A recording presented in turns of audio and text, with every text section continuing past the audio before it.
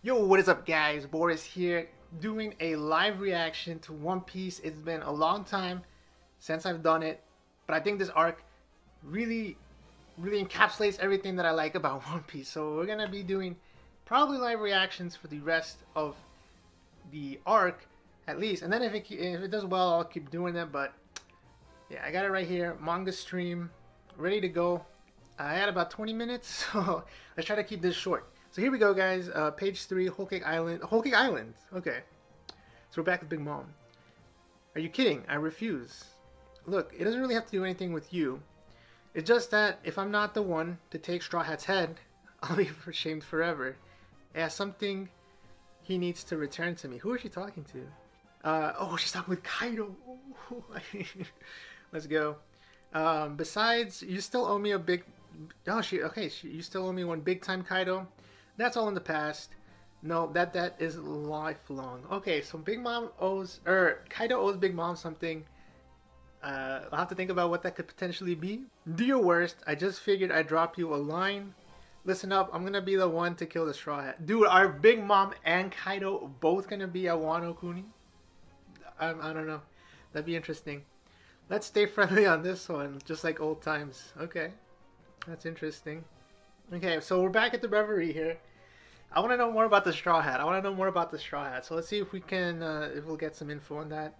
Although, knowing Oda, we probably won't this chapter. Big Mom's on the move. She's gonna make contact with Kaido. How do they know? Oh, I guess they intercept the signal. Shall I go then, Sakazuki?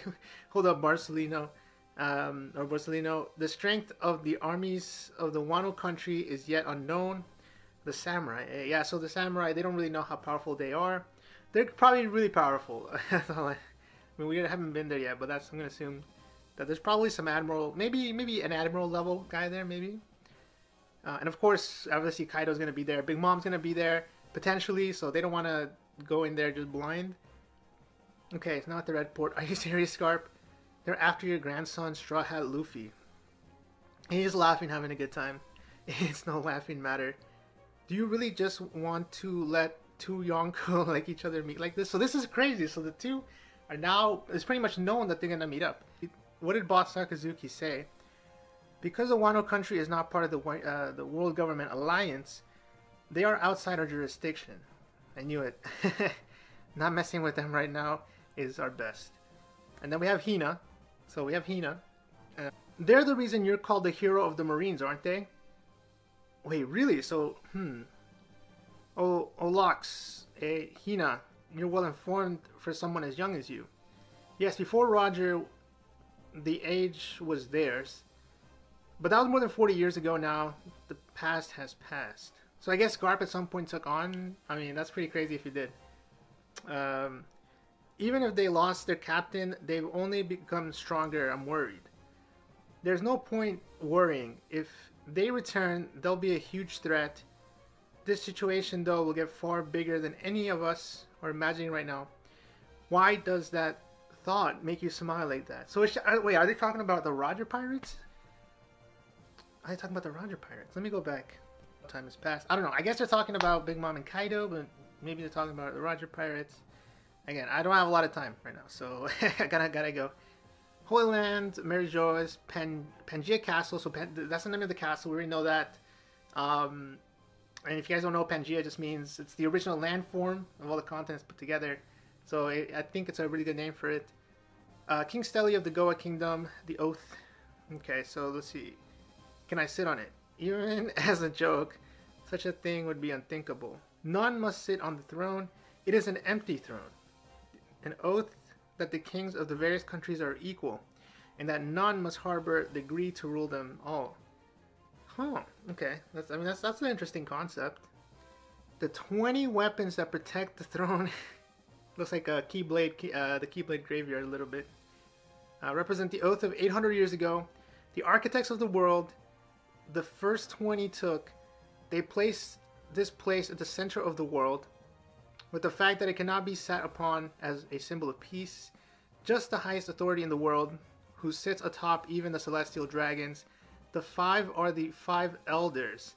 So the 5 elders are now confirmed to sit above the celestial dragons. That's pretty interesting. Okay, a lot of people were divided into two camps. Either the Gorosei are controlled by the celestial dragons and are just puppets, kind of, or they are more power. Like they have more power than the celestial dragons. In this case, it says they're more powerful. We knew this would happen last chapter. Yes, put handcuffs on it and capture it. Shirahoshi. Stop. What are you planning to do, Princess of Alabasta? Stop, Rebecca. That's a celestial dragon. Okay, so wait. Is that a... Okay, so King Charlos is commanding a giant to put handcuffs on Shirahoshi.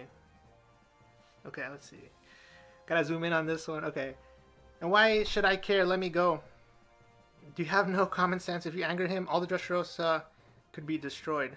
World Noble Celestial Dragon St. Charlos. I caught one. I caught a big mermaid. She's gonna be my pet. Oh no. See, Leo is a pirate now, so he's going in, man.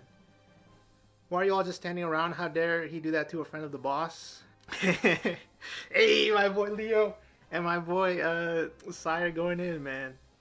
And I mean, they're not part of the world. They decided that, well, Sai's deciding not to be part of the world government after this. So, Kano country soldiers stop. Someone stop them. Oh dang! Someone actually caught Leo. I mean, the Tentatas are really fast. So I mean, is that gonna be Greenbull? Is it gonna be Greenbull? Who's that? Oh, and it's Rob Lucci. Okay, I'm not gonna lie. I thought that Rob Lucci might have been maybe the assassin they sent to Impel Down, because that would have been cool to see Dofi versus Rob Lucci. But wait, that's Stussy. Yeah, that's Stussy. We just saw her at, and that looks like Kaku. So I don't. Maybe the one on the left is a new character. Maybe it's an old character. Okay, so now Vivi's on the floor crying. Give Shirahoshi back. She's my friend.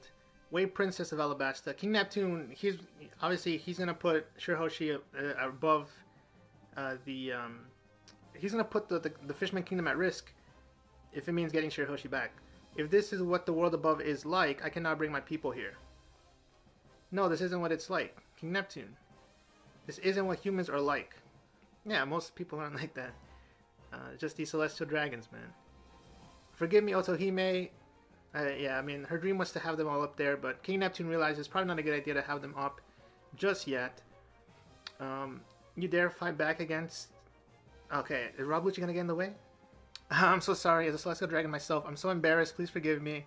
It's a Celestial Dragon. Okay, so they're allowed to do whatever they want, but Celestial Dragons... Remember, there was Homing, which was Doflamingo's father, who actually believed that they could be good and that they could do well by going back to being with humans, and then they ended up getting screwed. So there are good Celestial Dragons. So maybe there's one, okay, or maybe it's just like a Sabo in disguise or something. I don't know.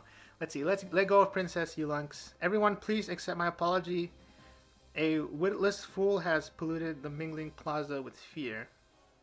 I do not remember you.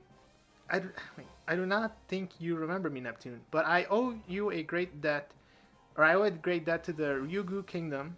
I waited long for this day, the day that you all come here. So who is this? 10 years ago, someone washed up on shores of Ryugu Kingdom. A foolish celestial dragon This is from the flashback. The Otohime flashback. The late Queen Otohime scolded me and reformed me and made me into a human. Oh, wow. So he actually changed. Wow. No! Saint Don Quixote. I don't know. And Mjolsgard. I'll say it like that. I want to support you with everything I have. So he realized what it meant to be human after Otohime saved him. Wow. And this is another Don Quixote. Like I was saying earlier, Don Quixote Homing. He was a good celestial dragon. I wonder why. Okay, so this is another Don Quixote. Interesting. Oh, no. Okay, let's see what's this. Inside Pangaea Castle, Chamber of Authorities. What is it you want? Ooh. No, is that dragon? No. That prompted you to come all the way here. It is the reverie. Given who you are, these politics are not for you. But given who you are, we will give you the time of day. Is that dragon? No. That's Shanks. Oh my god. I think he's right. Wait, what? Okay, let's keep reading. I mean, there's like 2 panels left, so let's finish this because I gotta go. We shall hear you out. Leave us soldiers. Okay. So he just sits down. I wish to talk with you about a certain pirate. Shanks making the moves, man. Shanks making the moves. Shanks. Okay, so this throws in another. So we got Big Mom and Kaido gonna meet up. See who takes out Luffy first. You got Shanks, as well as the revolutionaries. I wanted to see. Okay, we had my boy Sai and Leo. They went in. They at least tried. To be honest, I don't think they should have struggled that much against Rob Lucci. But again, they probably didn't see it coming. Since CP0, you know, they're probably hidden or whatever. They work in the shadows. So they probably didn't see it coming. I think in a 1v1 fight, with Sai, I don't know. It would be interesting. But of course, there are 4 CP0 members there, so you know, they're not going to stand a chance against 4. Or maybe they will. I don't know. But again, it's good. I like how it ended up going. I like Oda. He uses these characters in the flashback. We don't expect them, but when he shows up, and when they show up, they're awesome. You got another Don Quixote. He's apparently now a good person. Now we might, who knows? He might be kidding, might not. But the way he comes off in this chapter, I think he's genuine. I think he definitely does want to help the fishermen. I'm gonna think about everything I've seen in this chapter because it's a lot, and yeah, I'll come back to you with my thoughts. So guys, it's been about half a day that I've had to think over. There's so much in this chapter that I just want to talk about a lot of different things. First, I want to talk about the return of the Celestial Dragon that we saw back during the Fishman Island arc. Really, really awesome. I love, this is probably my favorite part of the chapter. I don't think it's the hypest part. I don't think it's the part that most people are gonna, you know, say made this an amazing chapter. But I like this because at the end of the day, these are the type of moments that I like in One Piece that makes me feel like the world is evolving around the Straw Hats all over the world. And I think Oda, that's his main strength. So the fact that we get to see a returning Celestial Dragon, someone who didn't have to return. This guy did not have to come back. Oda did not have to bring him back. The fact that we saw him return and change was really, really awesome. Again, shows how much the Celestial Dragons, some of them are good, some of them like Homing, and some of them are evil like Charlos, and some of them they are normal humans at the end of the day. They can change from good to bad or bad to good. So it was awesome to see that, because of the fact that we knew that Queen Orohime, she ended up going and getting the Celestial Dragons to agree to doing the whole Fishman Island vote. So that's really awesome, and I think that for a series that lacks, or that you know, is really criticized for their portrayal of women, I think this Queen Orohime is definitely a strong example of a good female character, strong female character. And this chapter definitely furthers, you know, the character of Otohime. She was able to change the whole personality of a Celestial Dragon, which, you know, most people are afraid to even look at. So that's really awesome. Again, we got Big Mom and Kaido talking in the beginning, which is really important because of what we'll see later on in the chapter, which you guys know by now. But I mean, the way I see it, guys, the way that I think about it is that we get 3 different Yonkos showing up in one chapter, and not just silhouettes like in the past, but they're doing stuff. They're talking, they're planning, they're plotting. And that shows you how far we've come in the series of One Piece, because back in the day, you know, just getting a silhouette of one, you know, would have made it like a chapter of the year and everyone would have been hyped up. But now we get 3 Yonkos, each talking, each having an important role in a chapter, in one chapter. And that means that this might become the norm. This might become the norm soon, or at least, you know, we're not as shocked or surprised anymore. So that tells you just how far along the road of One Piece that we are on. And we can definitely expect powerful characters like this to show up left and right now. We're in a new age of One Piece, guys, where characters are going to be, like I said, characters that we haven't seen or we have seen, or they're going to be clashing. And so this is why I'm excited. This is part of one of the reasons that I started thinking about doing live reactions again, is because we are in a new age of One Piece. I think Whole Cake Island was sort of the last portion of I'd say the introduction to the new world, and now we are full throttle. We're going into what is the end game, what Oda has sort of planned. He's going to start unfolding and unpeeling and revealing the story and the hidden plots. and all of the stuff that he's been keeping, that he's been hiding from us. I mean, this chapter definitely is no exception. We definitely got some reveals, and let's talk about that. So we got the reveal of apparently a really, really old pirate crew, pre-Goldie Roger era, that, I mean, potentially had Big Mom and Kaido as crew members, which that's pretty crazy, having both of them, even in their young forms, as part of the crew, is really powerful. I mean, that's a powerful crew right there. And Locks, I believe, and people are saying Goldilocks. I mean, that's really lame, but I could definitely see it being potentially like, you know, maybe Goldilocks. It all doesn't make any sense to me. That's just a funny little meme. But people have pointed out that Shocky could have definitely been as part of the crew. And I know a bunch of people probably did videos by now. I saw Rogers Bays do a video. I've seen people, you know, so there's definitely, I think people definitely want that to be the case.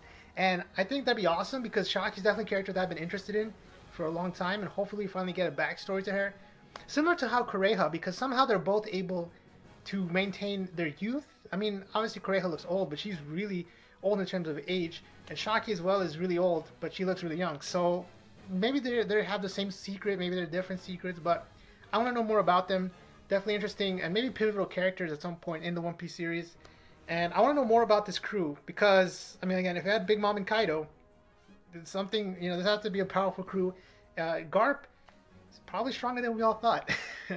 And, I mean, this is definitely, if you check the beginning of the chapter, you saw Big Mom and Kaido pretty much say, let's do it like old times, you know. So, I mean, this pretty much confirms that they definitely were, at some point, part of the same crew or something. Who knows? But, again, this is Oda. Now, as for the ending of the chapter, guys, I don't like to speculate too much as to, you know, what's gonna happen. But Shanks just walks into the Gorosei room. The Gorosei, they don't really seem to care that much. Like, obviously they're like, they want to listen to Shanks, but they don't really seem vigilant, which makes me think that they're very, very powerful, strength-wise. Otherwise, Shanks could have just wiped them all out right there.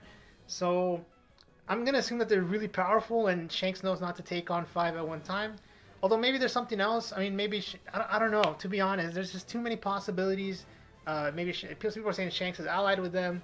Some people say Shanks has a secret that's keeping them at bay. I mean, I just think that they're really powerful and that they know Shanks isn't gonna mess with them. But Shanks is there to warn them about a pirate. I don't know who that could be. I mean, people are saying Blackbeard. I don't know about Blackbeard. People say Luffy, but it doesn't really make any sense. And finally, guys, where's the Revolutionary Army? I was waiting for them to make a move here. I actually thought the guy at the end was Dragon, but it was Shanks. So is he here to? He can't be warning him about Dragon because Dragon's not a pirate. He's a revolutionary. So then, who could Shanks be warning him about? Hopefully, you enjoyed this. Definitely want to be doing more of these live reactions. They're a lot of fun. Definitely want to be doing more One Piece videos. But I want to just change it up, guys. I want to do different things on this channel. So. Definitely One Piece related though. So hopefully you guys enjoy it. I'll talk to you guys in the next video. Let me know if I missed anything. And until next time, guys, peace.